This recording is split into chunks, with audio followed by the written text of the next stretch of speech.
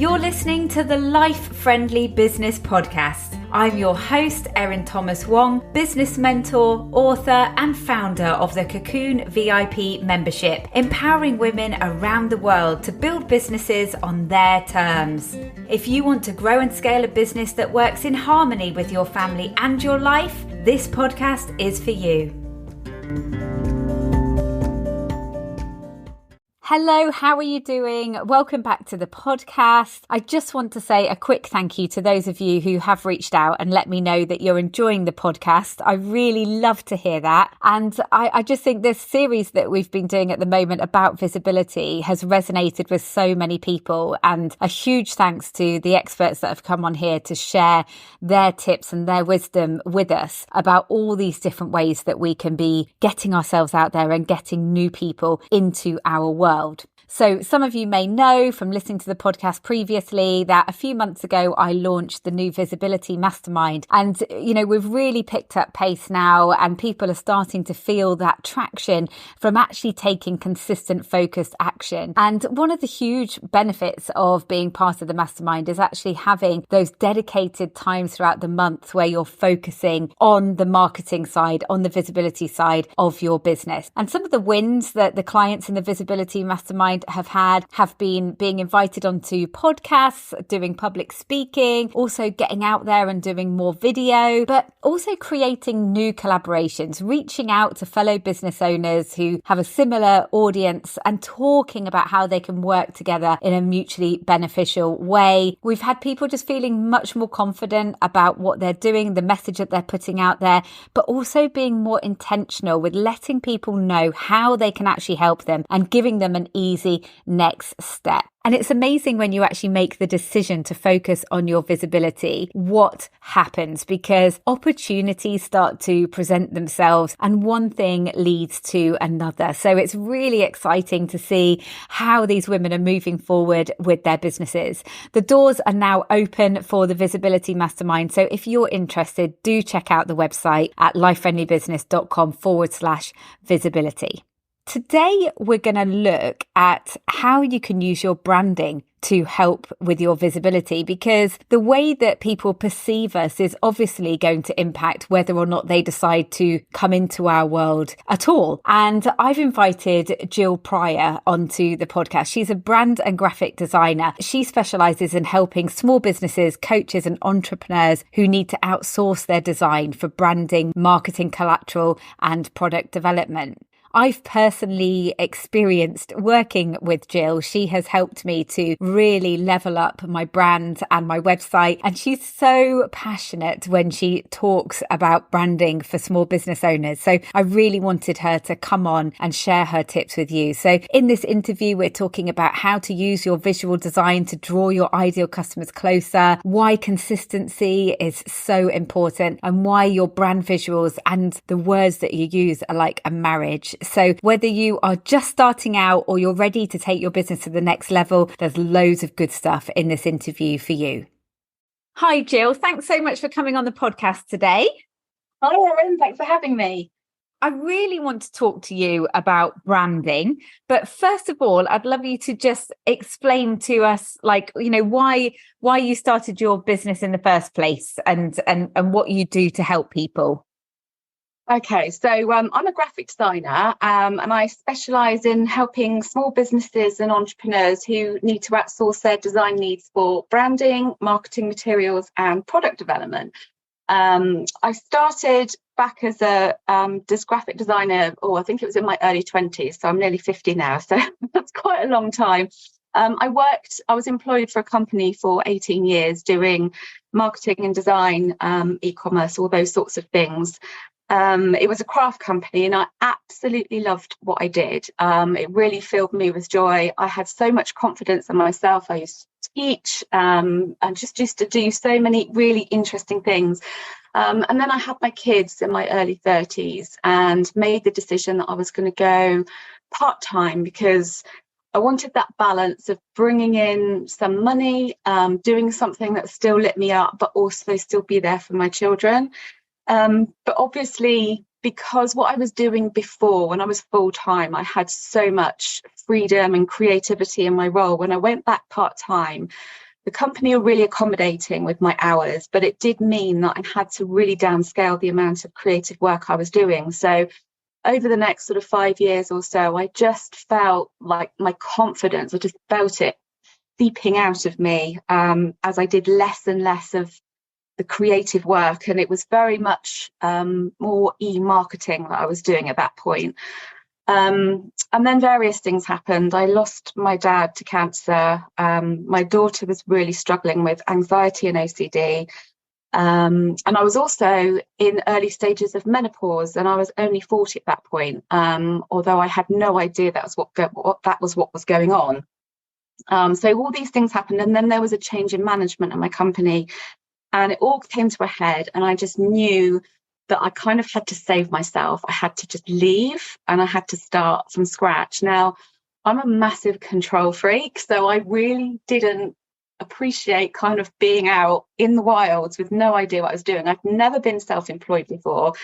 I had no idea where to start, and I literally felt like tumbleweed, just kind of being battered around from left to right. But I knew I had to make it work because I wanted to be my own boss, and I wanted to be here for my family. My daughters were about 6 and 8 at the time. So I just started on my self-employed, graphic design route. I didn't really know what kind of graphic design I wanted to do. I was just taking jobs from any client, doing anything that sort of paid the bills. But it was really tough, actually, at that point. It took a while to kind of find my feet. And I guess the turning point for me was when I reconnected with Emma Collins, who I used to work with at my previous company. And she was also going self-employed, and she was just like this little powerhouse and just gave me such a massive boost.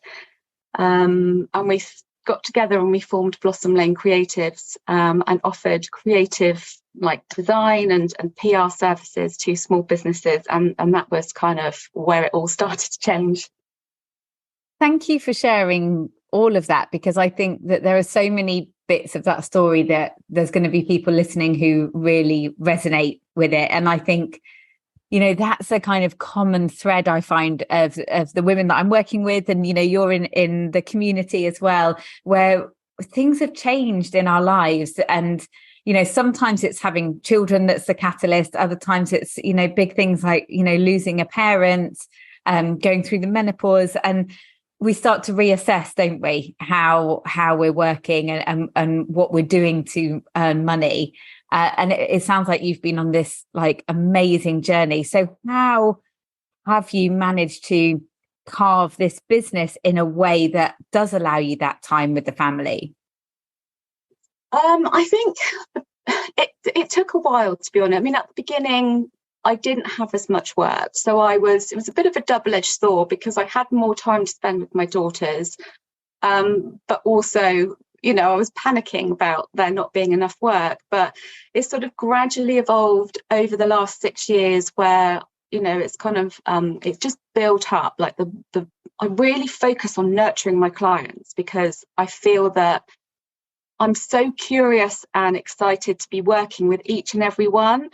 And it's had the result that I get so many really good testimonials and referrals like from my clients. It's kind of built up like a big snowball over the past 6 years to the point where I'm now working with all of my clients. They're all amazing in their own way, and I'm all really excited to be working with each and every one of them. So like for me, the massive key for me is nurturing and really focusing on my clients and really making sure that I give them my absolute best. And by doing that, I've been able to work with the people that I really want to work with and shed the people and the jobs that just don't do it for me. So every time I'm working, pretty much 90% of the time, I just love it. I can completely immerse myself in what I'm doing. And it's enabled me to be completely flexible about the times that I work. And like my youngest has had an awful lot of mental health and physical health issues over the past year. So she's not been in school. So I've had to really adapt my working day to be able to accommodate supporting her. as well as still being able to get my work in. And if I had still been in employment, I think I would have literally been chucked out the door after about the first 6 months. I think they would have completely lost patience with me. So that's a really valuable thing, the flexibility for me, for sure. Yeah, absolutely. And I think that you're a great example as well as of the power of word of mouth, because you're in my Cocoon membership, and you've been with us for years. And, I really feel like we've seen you blossom in confidence over that time. And what's happened is that various people in the group, including myself, we've used your services, we started working with you, and then we're raving about you. And then other people in the group are like, oh, I need to do branding, or I need design, so I'm going to speak to Jill. And it's a real testament to the way that those kind of communities and networks work, when you have people that love what you do and they talk about it to other people. Absolutely. I mean, I think one of the turning points definitely was me starting to network, and joining the Cocoon was one of those moments where I realized that you're actually in a really safe space. So for me, with struggling with all the lack of confidence that I had back then, I felt like just going out and doing posts or communicating with people that were outside just felt so scary. So when I joined the Cocoon and started coming to the different networking events, and whether they were online or in person, I actually realised that all the people, I've not met a single person in the Cocoon which I haven't been able to connect with on some sort of level, because everyone's in there for one thing. They're all in business, and they all looking for the connections and the support. And everyone's cheerleader, and that really helped me boost my confidence. And doing the lives on Tuesday back in the early days was brilliant. I was so scared at first, but it really helped, because I did them and it was like, and doing it and knowing that you were helping somebody by whatever tip you were talking about or whatever, it's just so good, and it kind of just really builds you up on the inside. I think this is the thing as well, is that you have, and this is what I find with so many of my clients as well, like, you have so much amazing knowledge to share, which you're going to be sharing with us now as well. And an amazing way to demonstrate that is to actually talk to people about it. And the more confident we can get with doing video or writing blog posts or just like commenting on threads and stuff like that, it enables us to demonstrate that knowledge and expertise, and therefore people gravitate towards us.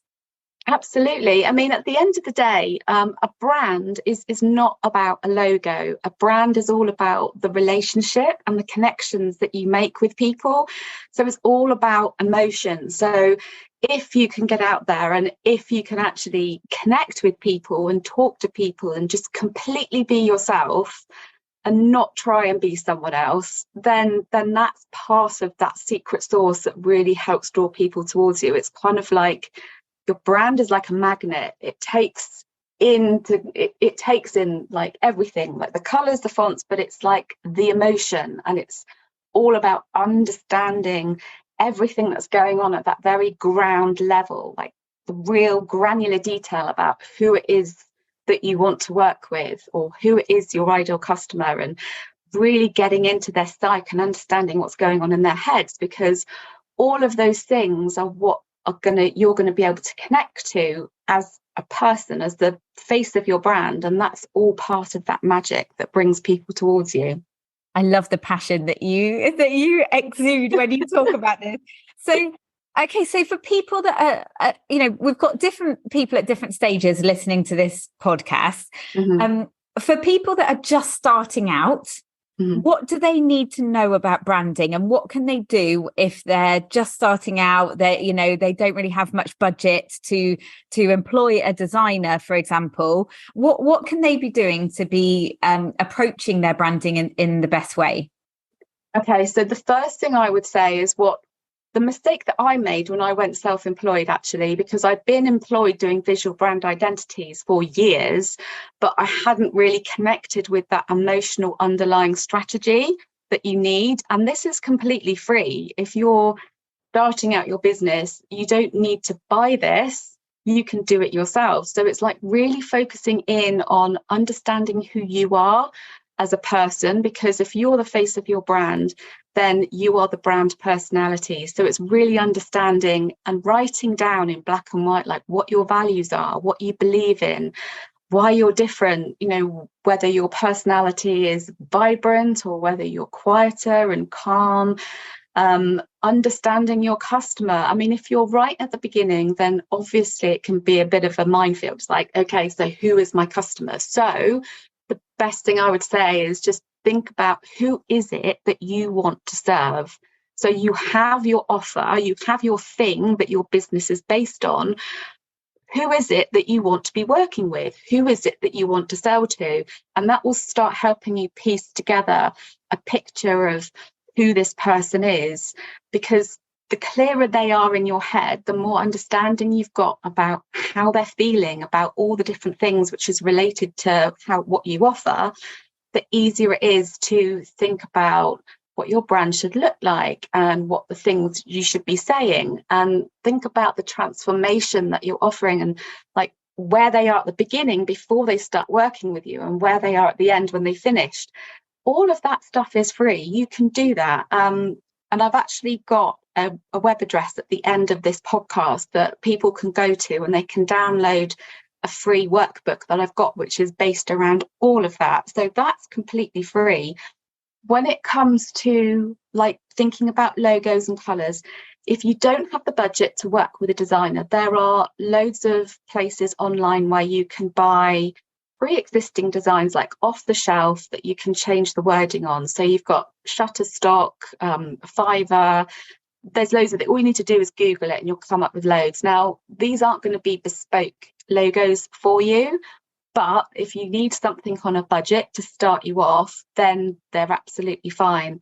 And my best advice with colours and fonts would be keep it simple. And I'll, in one of my top tips a bit in a minute, I'll talk to you about some ideas about how things you can think about when you're trying to choose your colours. But I would just say keep it simple. Choose like 2 or 3 fonts and stick to it, and choose like 4 or 5 colours maximum and just stick to it, and just keep it simple to start with, because the simpler you keep it, the easier it's going to be for you to kind of work with it and grow with it until you get to a point where you're ready to invest in something that takes you to the next level. And, one thing that really stuck out for me, because you did some training for the Cocoon back a couple of years ago now, and I remember you were talking then about like your branding is about the feeling, like how do you want people to feel? And you've just said about what you can do when you're just starting out, and then when you're ready to take things up a notch, that's when, hopefully you can invest in a designer. And that's absolutely the point that I got to. I can't remember when we first started working together, but I knew that I wanted to kind of make my presence and my website more professional.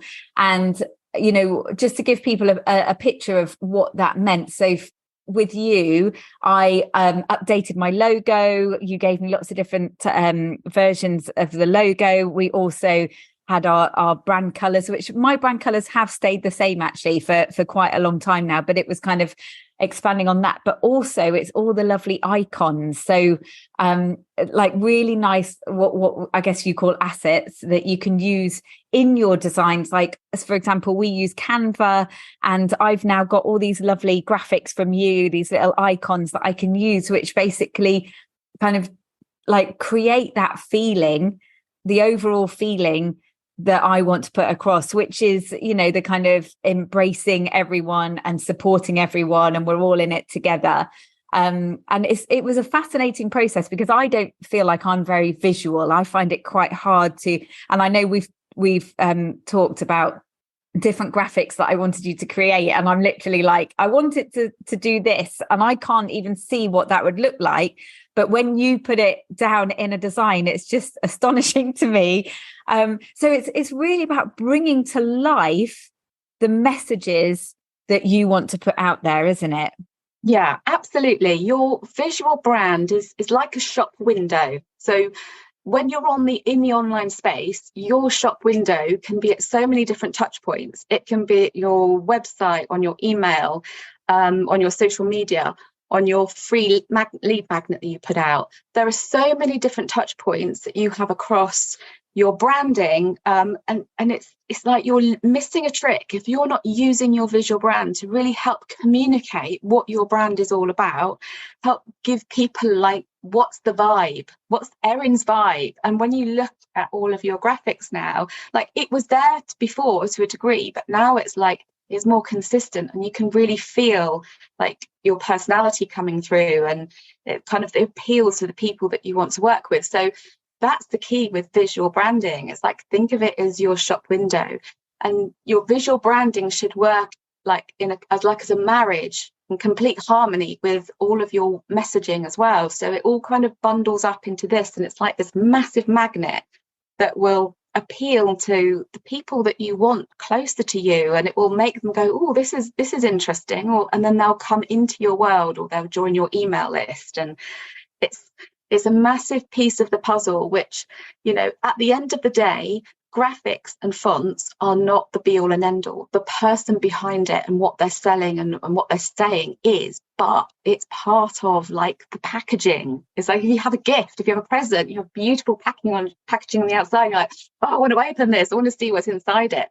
Whereas if you have something that's really boring and scrappy and it's made with, oh, it just looks really tatty, it's like, oh, okay, you're more likely to open something else. So, visual branding is really important. And that's why I'm having that understanding about your brand, your core brand strategy is so important, because it all kind of filters through.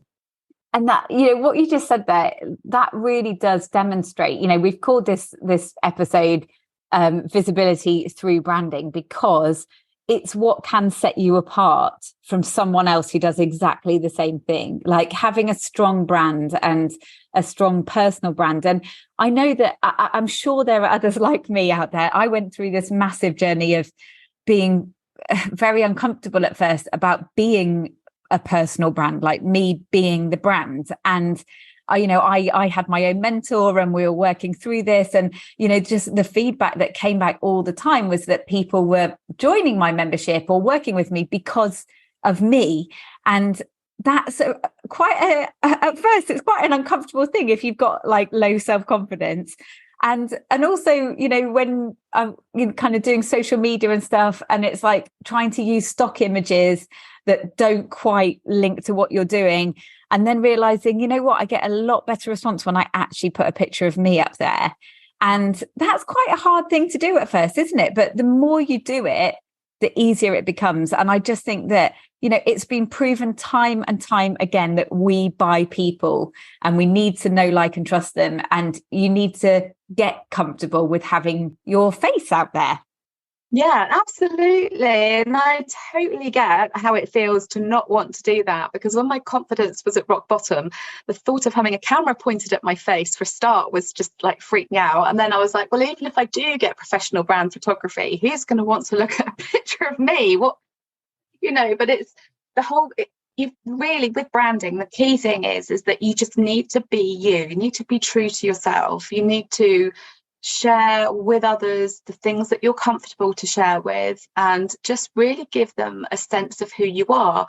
And with the visual brand, unless you've actually spoken to somebody or you see them on a video, you don't know who that person is. So the visual brand is a really good opportunity for you to communicate who your personality is. I know that Helen Walker in The Cocoon, the confidence coach, she really communicates her personality so well through her visuals. If you haven't met her or seen her speak, you will look at her visuals and you'll get a real feel for who she is as a person. She's like so vibrant and chatty, and that's the key with the visual brand. It's really, it's part of the story, it's part of the package, and it's something that when people first start out in business, they just think, oh, grab a font and colours. And that's fine to start with. But once your business gets up and running and you start to really understand who your clients are, and obviously you'll probably go through like a transition phase yourself in the first couple of years as you're growing your business, you'll get to a point, and that's like with you, Erin, you'll know at that point that actually everything's starting to feel a bit mishmashy, and it's not really reflecting who you are, and you really want to be seen as this like, professional entity that is doing X, Y, and Z. And that's when it's the time where you go, no, now's the time to invest. And that's when it kind of then moving forward makes it so much easier, because like with you, I create libraries of brand assets that people can go into Canva and they can literally use all their brand assets. They're not using Canva stuff, it's all their own stuff, so it all feels like them, and it keeps like that consistency flowing. And yeah, sorry, I just get really excited about all this. I love the visual brand. I love it. I love hearing your excitement. And what you were saying then really links back to last week we had Joanne Dewberry talking about networking, visibility through networking. And she was saying how important it is that you are, authentically you, and that when people meet you at a networking event, that you are the same as you've come across on social media or on your website. We need to be, like you said, representing and reflecting ourselves through our brand. So I'd love for you to share with us the top 3 mistakes that people make with branding and how they can avoid them. Okay, so my number 1 is having no brand strategy. So as I said before, a lot of people just choose their brand colours and logos and fonts based on what they like, rather than taking into account everything that's going on behind it and what's actually best for their brand. So for me, I believe that there are 4 core brand pillars that we need to be looking at. So number 1, it's your brand personality. Number 2, it's what you offer. Number 3, it's your ideal audience, your ideal customer. And number 4 is how the transformation that you offer makes your customer feel. So if we apply that to colour, for example, your brand personality. Now, again, when you're choosing your brand colours, a lot of us will be automatically drawn towards certain colours because those are the ones that we personally like. So that's absolutely fine. And you'll find that, like for me, I'm quite an introvert and quite kind of, I love cool and calm, and my brand colours, my personal colours are actually like a deep summer, which are quite kind of cool, sort of rich colours. So choosing, like you choose a variety of colours from like that reflect your brand personality. Then what you offer is like, look at your competitors and go, well, what's the main colours? Is there any colours associated with the thing that I offer, particularly like historically? So say, for example, organic colour is associated with that is green. But you could also have a look at all your competitors. So are all your competitors using green? So is there an opportunity for you with your colours to stand out from the crowd and maybe be yellow or something like that? And then with your ideal customer, if you understand who they are, you might have an idea about the sorts of brands that they already like, the sorts of things, and that'll give you an idea of the kind of things that they'll stop when they're scrolling through their phone, the kind of colours and the styling that they'll actually stop and look at, because you have that familiarity. And if you are appealing to women or men or like teenagers or older generation, that will all affect the colours that you choose. And then finally, the transformation. It's like, how do you want your customers to feel when they've either bought from you or they've worked with you? Like, do you want them to feel like excited and vibrant, in which case choose colours which reflect that? Or do you want them to feel like really calm and chilled? So, in that case, having a vibrant red would be really inappropriate. You'd want to be looking at kind of cooler, calm colours. So you kind of ask yourself all those questions from the core pillars and look at all the colours that are in the pot. And then you'll realise that actually, out of all the millions of different colour combinations that are out there, you're starting to maybe get a bit of a pattern as to the kind of colours which will fit with your brand, that will reflect you, what you offer, your ideal customer, and also how you want them to feel. So that's one of my first top tips, is like really do that brand strategy work, because if you don't do that first, you won't be able to ask yourself those questions, and then you won't be able to help, it won't be able to help you choose your colours or what words you want to use for your messaging. So you use the word strategy. I hate strategy, but yeah. So what's a simple way of explaining strategy? It's basically, okay, it's like understanding your core roots. So it's like all the important things which if you were a tree, you wouldn't be able to blossom and grow fruit if you didn't have a really good, strong network of roots underneath the ground. So for me, a brand strategy is all of those roots. It's all of those fundamental core things which really make up what a brand is and what's going to help you connect with your ideal audience. It's, really understanding you. I mean, how many of us actually sit there and go, okay, I'm me. I kind of, you're so familiar with yourself that you sometimes, if somebody said to me, what are your values and what do you actually believe in?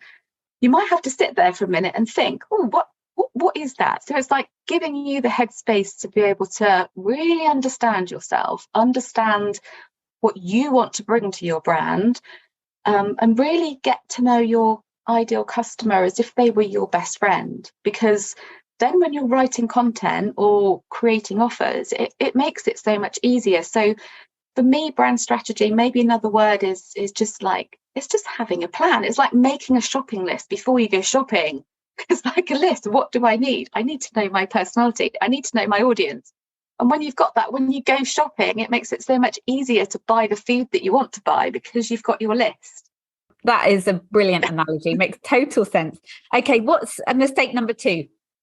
Inconsistency. So this happens such a lot. People come to me for like branding elements and what have you, and I'll go onto their website and I'll go into their emails and everything and their social media posts, and they're using like one font on there and a different font on there, and the colors are kind of the same, but that's a bit lighter and that's a bit this, and it doesn't feel cohesive. So visual branding, it doesn't have to look all the same. You haven't got to have exactly the same thing on every single piece of marketing material that you create, but it needs to feel cohesive. Choose 2 or 3 fonts which you can use everywhere. Choose your color palette and make sure that you know the color recipes for those so that you can use the same colors everywhere, whether you're in Word, PowerPoint, Canva, website. And it's just the best thing I do, I think, or the best tip I can give you on consistency is create an A4 brand board. So all I mean by that is like on this A4 piece of paper, you've got written the fonts that you use, you've written down your color recipes, you've put down what your logo is. And this is something that you could give if you work with a VA or you have an external team. Share that information with them because they need to know exactly what fonts you're using. I mean, Google Fonts is great. If you want a free resource for fonts, which are most commonly available on Google and on the different website platforms and on Canva, Google Fonts are great because they are completely free to use for commercial purposes. So you don't have to worry about any copyright. And they're really easy to download and really easy to upload to things like Canva and web platforms and what have you. So that would be my consistency. It's like a little bugbear for me. Everything needs to be consistent. If you're using a profile photo on one platform, use the same one on all the platforms. And I know that can be a bit tricky because I'm just going through a transition where I was at Blossom Lane Creatives and now I've gone freelance as a sole trader under Jill Pryor Design, and I'm still finding old profile photos on different platforms as I come across them. So it's just have it in the top of your head, consistency, because consistency helps people trust you and it helps really define and embed your brand in people's minds. Wonderful. And the last tip or mistake that we're making? The last tip is definitely get decent professional brand imagery. I know because I didn't have that done because I hated the camera lens. I hated looking at myself. But honestly, if you invest in decent brand imagery, it makes your visual branding so much easier to create because you've got this lovely like library of visual images. It actually makes you feel more confident in yourself when you're actually putting out content which looks professional, because you can take your own snaps, but it is nowhere near the same as having a professional do it. And make sure when you have your brand photography done that you incorporate your colours into your photography and really think about the vibe that you want to give out about yourself. Yeah, and I really think that, I know that having professional photos is an investment. I mean, it's a whole range. You can get a few for like a few £100s, or you could spend thousands on a brand photo shoot. But I really think that it helps create the impression that you are taking your business seriously and that you are professional. And so I think it is like a really important investment to make, even from very early on in your business. Yeah, no, I totally agree. I mean, you can get a decent collection of imagery for about £400. And my tip would be is to make sure that you really research your photographer first. And just if they're making the time to have like initial like consultation calls with you and really taking an interest in who you are and who your brand is and asking you all those right questions, then chances are they're really going to get who you are, and that will communicate itself across in the imagery. Fantastic. Thank you so much, Jill. So where can people find out more about you? So if you go to jillpryordesign.co.uk/life-friendly business, you will visit my website, but you will also find a free download for my Brand Roots workbook, which will help you implement a lot of that brand strategy work that we've spoken about today. And on the same page, if you want to join my mailing list, you can just do me a little message, because I'm not there yet. I haven't got to that point, but I will do it imminent. So they can just pop a little message on the same page if they want to join my mailing list when I go live with that. Oh, fantastic. So many tips in there, Jill. Thank you so much. And it is so lovely to hear how passionate and excited you get talking about branding. And I totally agree. I think this is a really important part of setting up a business in a professional way. And if we're going to be working on our visibility and getting more people into our world, we've got a better chance of people actually wanting to come into our world if we present ourselves in a consistent and authentic way. Absolutely. Absolutely. I look forward to seeing everybody's visual branding. Yeah. Thank you so much, Jill. Thank you, Erin. Do you get great results, glowing feedback and fantastic testimonials, but still not enough sales? You've fallen into the best kept secret trap. Visit lifefriendlybusiness.com/visibility to find out how to escape it, so you can grow your audience, amplify your impact, and increase your income.